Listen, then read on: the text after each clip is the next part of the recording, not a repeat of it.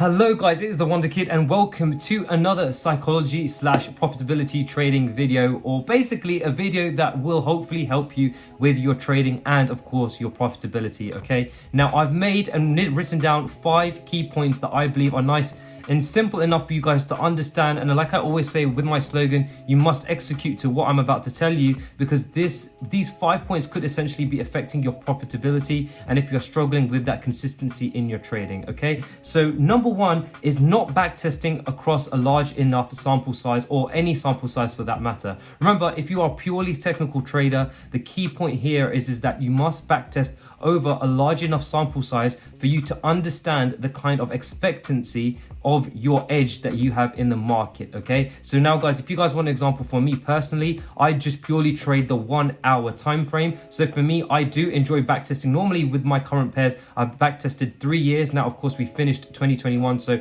I'll be backtesting the 4th year. So for me, I enjoy backtesting at least 2 to 3 years of data, so that I understand year in, year out, what is the profit expectancy. And I think that this is something that is very, very important for you to do. You should be asking yourself, what profit expectancy would you calculate over an X period of time? Okay, so for me, I like to understand what is my profit expectancy across a whole year. So of course, I backtest each year and I see what is the outcome of my edge across that large sample size. So remember guys, number 1, backtesting is of course very, very important, but make sure that you do set the right sample size. Now, it obviously can't be too small enough for you to not get enough data to see if that edge is strong enough in your favor. But of course, it doesn't want to be too large so that you're spending days and months backtesting, or even, let me put it this, a very, very long time backtesting without actually getting any useful data out of it. Okay, so you have to kind of strike the right balance. So a good starting point is to ask yourself, okay, if I want to know the profit expectancy of this edge across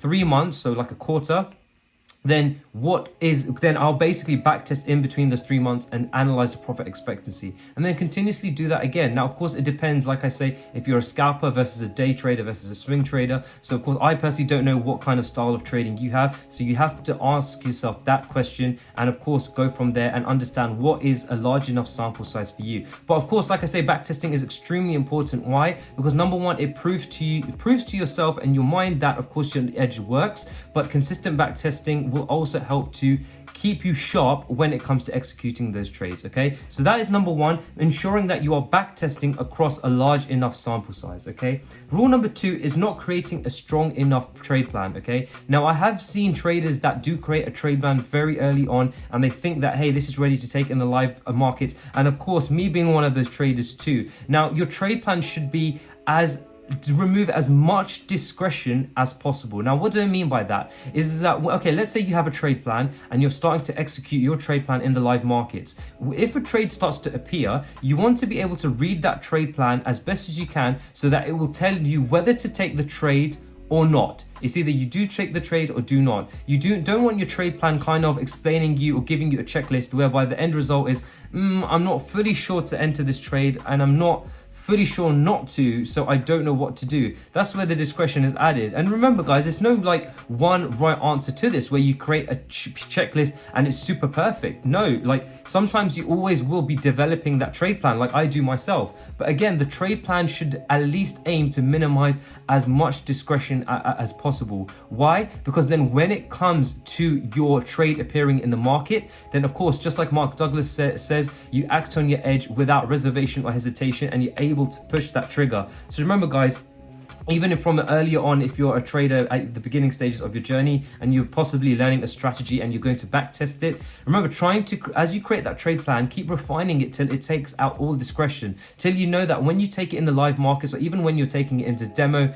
accounts, that you're able to read through it and it gives you a yes to enter that edge or enter that trade or no. And that is a very good trade plan. Okay, so remember guys, create a strong enough trade plan. Rule number 3, not sticking to the trade plan in live markets. Now remember, like we always hear, trading is essentially 90% psychology and 10% strategy. Now these stats is essentially saying, I'm not sure about the numbers, but essentially saying it is mostly a psychological game. Why? Because emotions can get in the way of your live trading. Remember, when you're backtesting, it's easy to sit there and go through all the data and say, hey, yeah, I would have entered here, I would have entered here, I wouldn't have entered here. and do this and that and create your trade plan, right? But in the live markets, it can become very, very different, especially when you're saying you're in profit or you're in loss. When you're in loss, you can have the emotions saying to yourself, oh, you're an idiot, you're a bad trader, oh, you shouldn't have done this, just exit the trade so you don't lose anymore. Or vice versa, if you're in great profit, then you will have that emotion saying, oh my God, you're 5-10% up, take out the trade, when taking out the trade and exiting the trade doesn't fit your plan.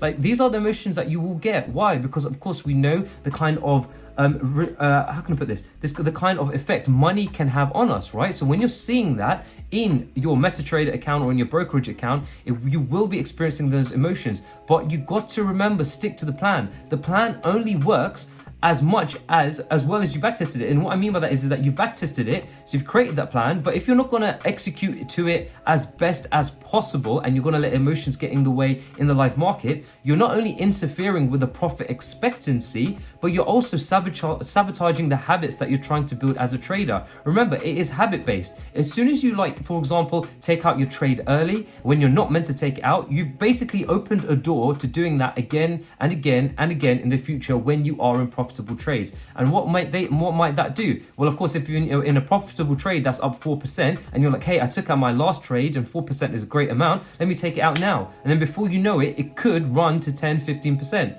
So remember, guys, you got to stick to that plan, okay? So, and especially in the live markets where emotions can get a hold of you and try and mess your mind up, you've got to stick to that plan as best as possible. And like I said, there are many ways to help you control your mind during the live markets and during live trading. For example, reading, meditation, taking a walk, taking time away from the charts, doing something that you enjoy, wherever that is, playing golf, for example, whatever that is, as long as you're basically coming back refreshed and you don't have this kind of cycle of death in your mind of basically saying, yes, I'm going to exit because I'm in profit. I call it the cycle of death because it is just a one-way ticket straight to unprofitability if you are not following that trade plan. So remember, guys, not only create a strong enough trade plan, but stick to that trade plan as best as you can, and that is the game. Right. Rule number 4, indulging in greed, ego, and other emotions that compromise your trade plan. So this again is bouncing off what I just said. Remember, we are humans. As humans, we are going to experience all different types of emotion when we are trading, especially when we are in those profitable trades, okay? So like you would have seen in my Forex Fund stats video, I did mention that even the traders that have had the biggest payouts in these prop trading firms have all managed to blow their account within 3 weeks or something like that. That was the stat, right? So what does that tell you? That says, hey, oh my God, I've made $30,000 or $50,000. Hey, let me now start trading a bit more freer, or whatever it may be. But of course, I can guarantee you it's not according to their trade plan. And like I say, you know, when you start to get those larger funds, start to have those profits, then you have to, again, always go back to your trade plan. Take your profits humbly. Don't just be like, oh, I've got massive profits. Yes, now we can enter every setup because I'm 30% up. No, you're as good as a trader as how well or how much you fit to that trade plan. So remember that, guys. You're going to have these emotions come and grow on you, but it's how you handle them is what defines you or differentiates you from the best from an average, okay? And lastly, rule number 5, wanting to be as rich as possible. Now, this is just a quick one that I think is very applicable to very early traders on in the game. The truth about trading is that, remember, you're trading in a market, right?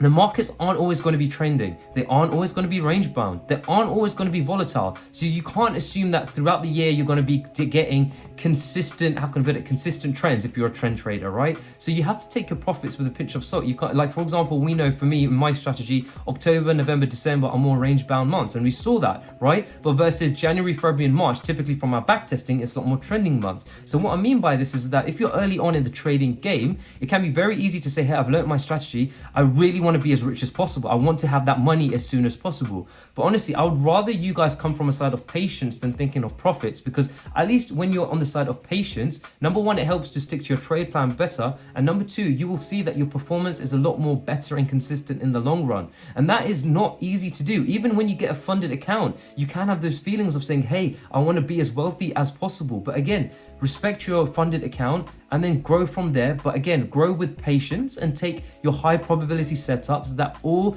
fit to your trade plan. Again, you would have noticed from these 5 rules I've explained, essentially what separates the best traders from the average traders or unprofitable ones is how well you stick to that trade plan. And you're going to want to, especially when you learn a profitable strategy, to get that money. We all do. Yes, I get that. But the only way you're going to get that is to understand the game of patience produces percentages. And like I was saying, execute to this. Like I say, my new slogan is visualize, adapt, execute. That's exactly what you got to do in your trading too. Visualize what you want your future to be like. Visualize what you want your profit expectancy to be like. Adapt to the markets. And what I mean by that is understand what phase of the market you are in so that you know when to stay out or when to be very active depending on the phase. And lastly, executing.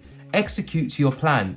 All of this, everything that I'm giving you today in this video is all knowledge for you to use, but it's only as good as you execute to it, okay? So remember, execution is a key word. So there you have it, guys. 5 key points that I thought are very, very good in case you're struggling with your profitability. I think these are not only lessons that I've learned across the last year, but I think it is very, very useful if you take this and genuinely apply it to your trading, okay? Anyway, I hope you guys have a fantastic trading week ahead. If you had any comments about this video, please write it down in the comment section below. Of course, there are many points that I can give you that would help you to your profitability, but again, these are just a quick top 5 that I believe are very, very relevant, okay? So I hope you enjoyed this video. Like I said, have a fantastic trading week ahead, and I'll see you guys soon. Peace.